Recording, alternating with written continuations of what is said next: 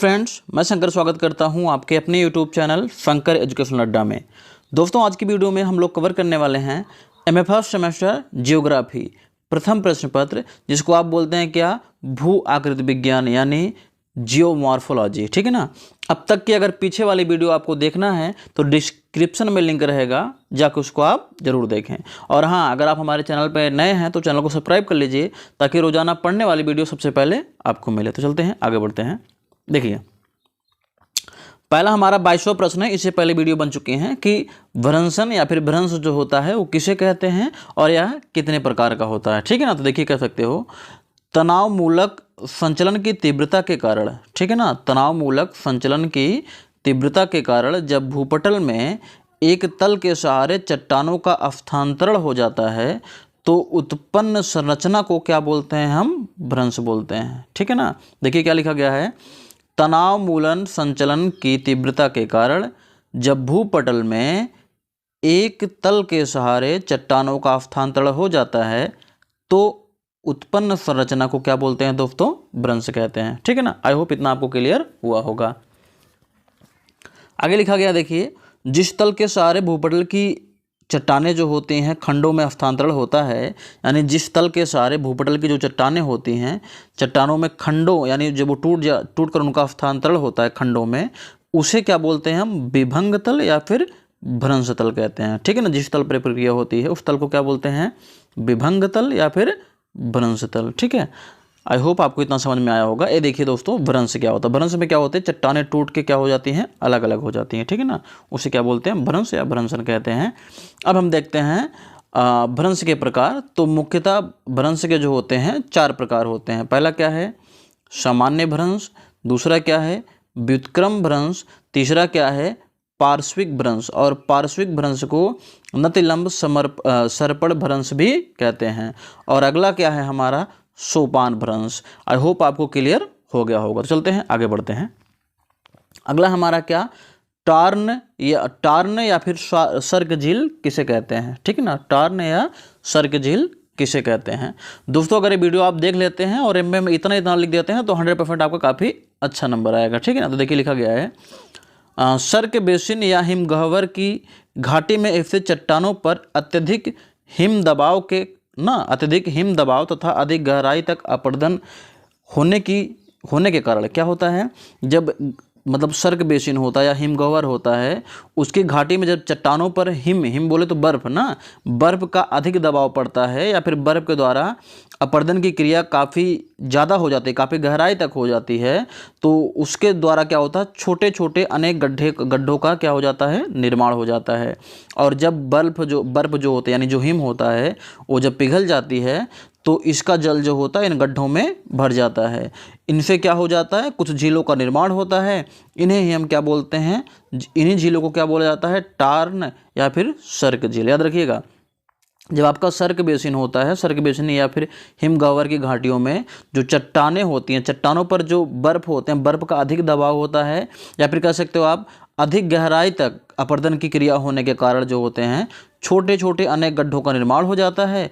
और जब बर्फ पिघलती है तो इन गड्ढों में क्या हो जाती है, इनका जल भर जाता है। ठीक है। और जब जल भर जाता है तो इससे क्या होता है, झीलों का निर्माण होता है। इन्हीं झीलों को हम क्या बोलते हैं, टार्न या सर्क झील का कहते हैं। ठीक है ना। आई होप इतना आपको समझ में आया होगा। ये देखिए दोस्तों, इसी को क्या बोलते हैं हम, टार्न या फिर सर्क झील। ठीक है ना।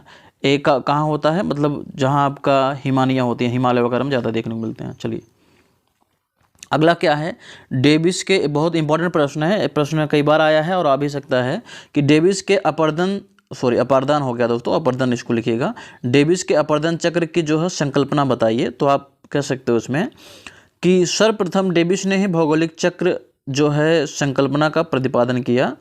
21 हटा दीजिएगा, भौगोलिक चक्र ना की संकल्पना का क्या है, भौगोलिक चक्र की संकल्पना का जो है प्रतिपादन किया।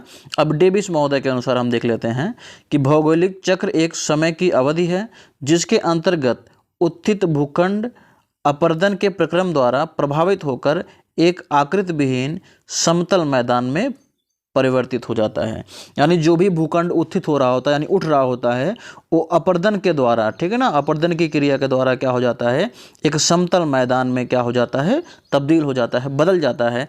परिवर्तित हो जाता है। यही है किसका, डेविस महोदय का नियम, ठीक है ना, अपर्दन के उसमें। चलिए आगे बढ़ते हैं। अगला है लोयस पर टिप्पणी लिखी, यानी लोयस क्या होता है इसके बारे में जान लेते हैं हम। तो देखिए लिखा गया है कि पवन द्वारा उड़ाए गए धूलों के निक्षेप से निर्मित जमाव को क्या कहते हैं, लोयस कहते हैं। यानी जब पवन द्वारा जब धूलें उड़ाई जाती हैं तो जहाँ जाके इकट्ठा हो जाती हैं, जम जाती हैं, ढेर सारा जमाव उनका हो जाता है, उसी को हम क्या बोलते हैं दोस्तों, लोयस कहते हैं। लोयस का नामकरण फ्रांस के अल्सस प्रांत के लोयस नामक ग्राम पर जो है, ग्राम के आधार पर रखा गया है, क्योंकि यहाँ जो है लोयस के समान ही मिट्टी का निक्षेप पाया जाता है। यानी जो लोयस है ना, इसका नामकरण जो है फ्रांस के अल्सस प्रांत के एक गांव है जिसका नाम क्या है, लोयस, उसके नाम पर ही रखा गया है। क्यों? क्योंकि यहाँ लोयस के समान ही मिट्टी का निक्षेप पाया जाता है। आप इतना लिख सकते हैं, इतना बहुत हो जाएगा। और अगर कुछ और लिखना चाहते हैं तो आगे जरा देखिएगा, इसमें आप लिख सकते हैं लोयस का जमाव रेगिस्तानों से दूरस्थ स्थानों में होता है, ठीक है ना। इसमें मिट्टियों के कण इतने बारीक होते हैं कि इनके परतें नहीं मिलती हैं, परंतु लोयस अत्यधिक पारगम होती हैं, मिट्टी मुलायम होती है इसकी। लोयस का निर्माण उस समय होता है जब पवन के साथ मिली हुई धूल नीचे बैठकर एक स्थान पर बड़े पैमाने पर निक्षेपित हो जाती है। सबसे बड़ा जो लोयस का मैदान है वो उत्तरी चीन में पाया जाता है, ठीक है ना। आई होप आपको इतना समझ में आया होगा। चलते हैं आगे बढ़ते हैं। अगला हमारा क्या है, 26वां प्रश्न कि नदी के अपरदनात्मक अवस्थल रूप को बताइए। यानी नदी के द्वारा कौन कौन से अवस्थल रूप, मतलब नदी के अपर्दन के द्वारा कौन कौन से अवस्थल रूप बनते हैं, ठीक है ना। देखिए लिया गया है, नदी का अपर्दन कार्य एक विनाशात्मक होता है। कहने का मतलब इससे विनाशी होते हैं, ठीक है ना।